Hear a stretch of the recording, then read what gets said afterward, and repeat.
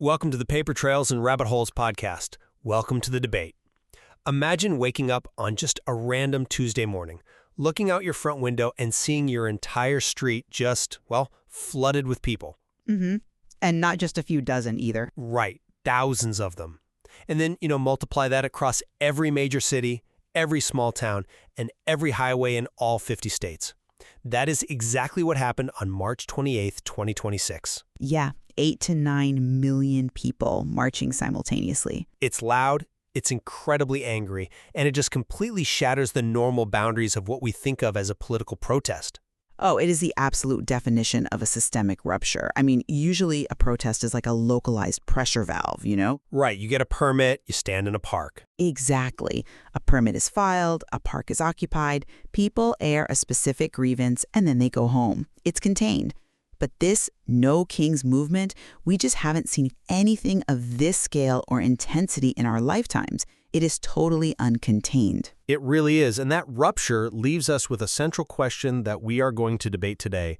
What exactly are we watching unfold in our streets? Yeah, what's really driving it? Right. So on one hand, and this is the mainstream paper trail that I'll be defending, this is fundamentally a fight for basic democracy. It's a frustrated, massive cry for civil rights and checks and balances against politicians who are acting like absolute monarchs. And on the other side, down the rabbit hole that I will be exploring today, the evidence points to something far deeper. This is not just a polite petition for better politicians. You don't think so? No, not at all. This is a radical, systemic rejection of the billionaire class. It is a coordinated demand for a completely different collectivist society built entirely around human needs rather than, corporate profits. Well, let me lay out the paper trail here first, because I forcefully argue that the mainstream narrative is the reality. When you actually listen to what the vast majority of these 8 million people are saying, they are talking about simple kitchen table issues. Mm-hmm. Like if you're listening to this and you've got student debt or you're trying to rent an apartment, you know exactly what is driving this. Gen Z is out in the streets because rent is just unmanageable. The rent is definitely too high, I'll give you that. Exactly. And their debt is crushing them. They feel they are being totally priced out of a normal American life. They just want the system to work for them again. Now, I know we see communist flags and edgy anime symbols in these crowds. A lot of them, yeah. Sure, a lot of them. But that is just a symbolic, theatrical way for kids to show how completely frustrated they are. They don't actually want a harsh USSR-style government. They just want the American dream to be accessible again. Look, that sounds incredibly logical in a vacuum. But you are looking at the surface and missing the entirely manufactured machine operating underneath. The mainstream perspective is frankly completely blind to the real power dynamics at play here. Blind how? Well, this isn't about politicians, and it certainly isn't just organic frustration over high rent. It's about the kings of capital. We are talking about a billionaire class that uses this built-in architecture of wealth supremacy to treat human beings and the planet like mere machines for infinite profit. Okay, but... And furthermore, there's massive managed subversion happening behind the scenes. Intelligence reports indicate there's a coordinated money machine with up to $3 billion in revenue backing these very protests. Wait, I have to stop you right there. $3 billion? Yes. $3 billion. How does that actually work on the ground? Are billionaires literally buying communist flags and handing them out to college kids? You can't just drop a heavy phrase like managed subversion without explaining how that actually happens. Okay, fair enough. I'm not saying a billionaire is standing on a street corner handing out flags. The mechanism is a shadow network of interconnected NGOs and dark money PACs. Okay. Just look at the logistics required to put 8 million people in the streets at the exact same time. You need staging areas. You need massive legal defense funds ready to bail people out. Which costs a fortune, yeah. Exactly. You need coordinated digital messaging, encrypted communication hubs, targeted algorithms. That costs billions. This isn't just a grassroots petition for lower rent. This is a manufactured look designed to destabilize the country and push what theorists call a dictatorship over needs. A dictatorship over needs. I mean, what does that even mean? It's the idea that the state must aggressively step in, seize basic resources like housing, healthcare, and food from private elites, and literally dictate that those resources be given back to the people. The dark money isn't funding a polite request for reform. It's funding a systemic reset. Okay, let's dissect that. Because if we dive into the very slogan of these protests, no kings, the fundamental clash is about who actually gets to be in charge. Right. To my mind, if you want a society with no kings, the only way to genuinely ensure that is to protect the sovereign individual. And the way you do that is through private property. Oh, the sovereign individual. Yes. When you own property, when you can freely buy and sell your own labor, you are the boss of your own life. Power is split up among millions of people making their own choices in a free market. But the minute you implement this dictatorship over needs and hand the economy over to the collective state to take back resources, you don't eliminate kings. You just create the biggest, scariest king imaginable. You replace millions of individual choices with a terrifying monopoly of state force. You talk about the sovereign individual as if we all live in the 1800s, owning a quaint little farm and trading our surplus grain with the blacksmith next door. That's not what I'm... That is a total myth today. Look at the reality of wealth supremacy. How can you possibly claim to be a sovereign individual when giant private equity firms own your apartment building? Well, they don't own every... They consolidate your local hospitals, and they own the debt you had to take on just to get an education so you wouldn't starve. Your so-called freedom is just an illusion. You are literally renting your existence from a tiny class of billionaires. They are the kings. I mean, that is a very dramatic framing, but let's look at the actual economic mechanics. Yes, large corporations exist, and yes, private equity is huge right now. Exactly. But in a market system, their wealth is entirely dependent on serving the consumer. If a company fails to provide value or charges too much, a competitor steps in and their wealth evaporates. They are subject to the supremacy of the common person's purchasing power. In theory. Maybe. No, in practice. The state, however, isn't subject to competitive pressure at all. If the state runs your hospital and does a terrible job, you can't exactly take your business elsewhere. But you can't take your business elsewhere right now. They aren't subject to consumer choice when they've captured the basic necessities of human survival. That is the core of the socialist argument here. How so? The current market treats survival like getting insulin or having a roof over your head as just another thing you have to buy, depending on how much money you can make for someone else. Well, things cost money to produce. But true freedom isn't the right to choose between 3 different corporate landlords who have artificially cornered the housing market, right? True freedom is a collective guarantee that your basic human needs will be met without having to beg a king of capital.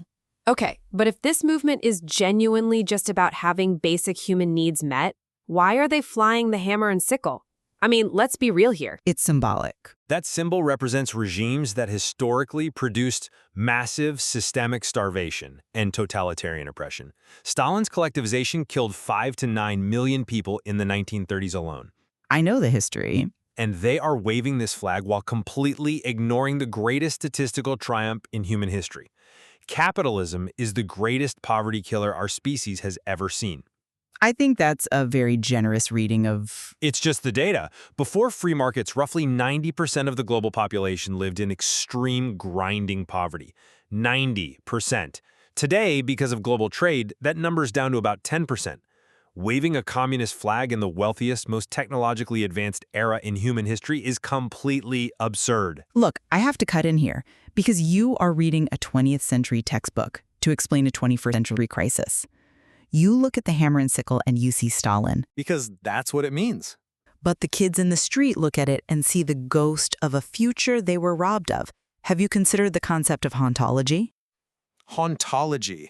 No, please explain that to me. Is that about actual ghosts? Metaphorical ghosts. It's a concept from the critical theorist Mark Fisher. Let me just explain it simply. Young people today are haunted by lost futures. Lost futures? Yeah. Millennials and Gen Z were promised the traditional American dream. They were told, go to college, get a job, buy a house, have a pension. But that future just never arrived for them. I mean, the economy shifted, sure. It didn't just shift, it broke. Instead of that dream, they got precarious Uber gig work, $30,000 in student debt, and $3,000 a month rent. The future they were promised is a ghost that haunts them.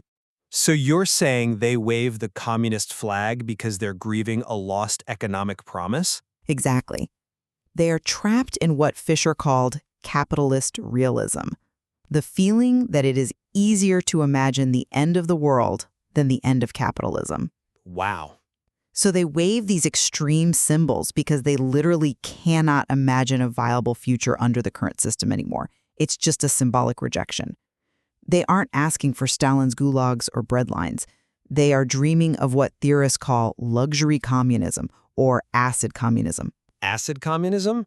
That sounds like a contradiction in terms or maybe a music festival. It's the idea that we already have the technology to automate the boring, dangerous, and menial stuff. Instead of a grim Soviet factory where everyone works to death for the state, acid communism envisions a high-tech, futuristic world where wealth and automation actually free humanity to live creative lives. Okay, but That's why you don't just see the hammer and sickle out there. You see them waving flags of the Straw Hat Pirates from the manga One Piece. oh, I actually saw that on the news feeds. I was wondering where the anime tied into this massive political protest. It ties in perfectly if you understand the story. In One Piece, the main characters are these free-spirited pirates fighting the celestial dragons. The celestial dragons? Yeah, they're these evil global tyrant who literally live above the clouds and claim divine rights to own everything and everyone in the world. It is a direct, modern metaphor for the youth fighting the kings of capital. I see. They lack compelling real-world models of resistance, so they try to conjure a new future out of mismatched aesthetics, anime pirates and 20th century socialist flags. I mean, I understand the aesthetic appeal, and the manga metaphor is actually pretty clever. But I am fundamentally not convinced by that line of reasoning. Why not? Because it completely ignores the harsh physical mechanics of how that luxury communism is supposed to actually produce the luxury. You can't just mandate that wealth be shared. You have to create it first. You can't just print abundance. We already have abundance. It's just hoarded. But history gives us a perfect controlled laboratory experiment on how a state-run system utterly fails at creating things. Let me guess. The Cold War. Yes. I'm talking about the ultimate historical car race. The East German Trabant versus the West German Volkswagen. Oh, the Trabant. Think about it. You have a divided Germany starting from the exact same baseline in the 1950s, same culture, same destroyed infrastructure. West Germany uses market prices, consumer demand, and free enterprise, and they produce the Volkswagen, BMW, Mercedes. Right. Constantly innovating, efficient, desirable vehicles. Meanwhile, East Germany uses central planning, where the state dictates needs. And what do they produce? The Trabant. The infamous moving lemon. Yeah. It was literally a loud, smoking trash can on wheels. It had an outdated two-stroke engine that didn't change for 30 years, and it had a 13-year wait list. Why? Because central planning destroys the innovation engine. It suffers from what the economist Friedrich Hayek called the knowledge problem. Which assumes human beings are incapable of mapping their own resources. No, let me explain how the knowledge problem actually works, because it's vital to this debate. Think of market prices like a human nervous system. Okay. If you touch a hot stove, your nerves send a pain signal to your brain, and you pull your hand back instantly. In a free market, if copper becomes scarce, the price shoots up. That high price is a pain signal. Millions of manufacturers instantly feel the pain and automatically switch to using aluminum instead. They don't need a central committee to tell them. The price does it automatically. Central planning has no nervous system. It is economically numb. Planners simply cannot calculate all the scattered everyday knowledge of millions of consumers. That's why the Trabant stayed the exact same for 30 years. Free markets invent the future, central planning builds Trabants. Look, that nervous system analogy is incredibly dated. We aren't in the 1970s anymore. We aren't relying on guys with clipboards in East Berlin to calculate copper supplies. So what's the alternative? The socialist argument today is that we have big data. We have artificial intelligence that can calculate those inputs, map the supply chains in real time, and perfectly allocate resources without needing market prices to act as a crude nervous system. I strongly disagree with that. Even modern, super advanced AI cannot fix the knowledge problem. Why not? AI manages complex global shipping right now. Because AI operates by looking backward. It trains on massive sets of historical data to find correlations. But human economic life is inherently forward-looking and creative. An algorithm couldn't have predicted the transition to remote work, or the smartphone revolution, or the invention of the airplane. Well, Those were entrepreneurial discoveries, not historical patterns. You can't algorithm your way to human ingenuity. And frankly, your high-tech acid communism ignores the massive environmental reality we are facing right now in 2026. What environmental reality? What do you mean? The physical cost of that computation. We're already seeing massive green AI skepticism. Relying on giant centralized AI mainframes to run an entire economy comes with severe physical costs. Right now, massive data centers are literally draining water reserves from agricultural communities just to cool their servers. that is an issue, yes. You want to hand the entire economy's calculation over to an AI? You'll be taking water from farmers to cool the machines that are trying to figure out how much food the farmer should grow. It's a complete loop of inefficiency. You make a compelling point about the physical limits of AI, I'll admit that. But let me challenge your premise about this magical, innovative free market. Go ahead. What you're calling a free market in the West, the system that supposedly innovates so brilliantly, is actually a rigged game. It's crony capitalism. The problem the protesters are reacting to isn't free enterprise in a vacuum. It's the reality that massive corporations and the government constantly team up to cheat the little guy. Well, on the existence of cronyism, we definitely have common ground.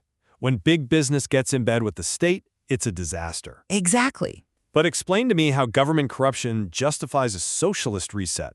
If the government is corrupt, why give them more power to run everything? Because the current system uses the state to actively prevent innovation and protect the big guys. You want a perfect example of how this mechanism works? Look at healthcare certificate of need laws. Oh, the CON laws. Yes, CON laws. Let's break down exactly how insidious these are for a 10-year-old to understand. Let's say you are a group of great innovative doctors and you want to open a small, affordable MRI clinic in your town. In many states, you can't just rent a building and buy an MRI machine. You have to apply for a certificate of need from the government. And here is the kicker. The board that reviews your application is often made up of executives from the giant established hospital monopoly down the street. Which is crazy. It is. They literally use the government to vote against your permit, claiming there is no need for your clinic. They legally ban you from competing with them. That is definitely regulatory capture. I agree with that. It is wealth supremacy in action. They use the state to maintain a monopoly, artificially restrict supply, and crush competition. It raises healthcare costs for everyone. So when the kids in the street are demanding a socialist reset, they aren't asking for an authoritarian East German state building Trabant. They are demanding a democratic economy. And what does a democratic economy actually look like in practice then? It's a system where everyday workers finally own the tools, make the rules, and direct production toward human needs rather than just growing a billionaire's stock portfolio. It means decentralizing power into workers' councils and popular assemblies. But here is the fatal flaw in that vision. Every single time we try to establish that so-called democratic economy, at a national scale, it requires a central authority to enforce the rules. Not necessarily. It absolutely does. If a group of workers decides they don't want to join your popular assembly, or they want to start a private business and keep the profits, what do? You have to send in men with guns to stop them. That central authority, always without exception, becomes the new king. Not if the culture itself has fundamentally shifted away from the pathological hoarding of wealth. That's what a systemic rupture is. It changes the baseline of what a society values. Well, I think we have clearly defined the battle lines here today. From the perspective of the paper trail, the evidence leads to a very clear conclusion. Capitalism, despite its flaws, is the only system that truly decentralizes power and structurally crushes poverty. If you look at it that way, sure. We have gone from 90% extreme poverty to 10% because of free exchange. The way we fix the current, legitimate anger in the streets is by ending cronyism, like abolishing those certificate of need laws, and fiercely protecting individual rights. We do not fix it by handing the keys to our lives over to a new collectivist state. In summarizing the rabbit hole, I would warn everyone listening that the situation goes much, much deeper than just tweaking a few healthcare regulations. The current system of wealth supremacy is a dead end. It treats human beings like gears in a machine, designed purely to maximize profit for the kings of capital. The No Kings movement, with all its revolutionary anime symbolism and its 8 million marchers, is the necessary beginning of a systemic reset.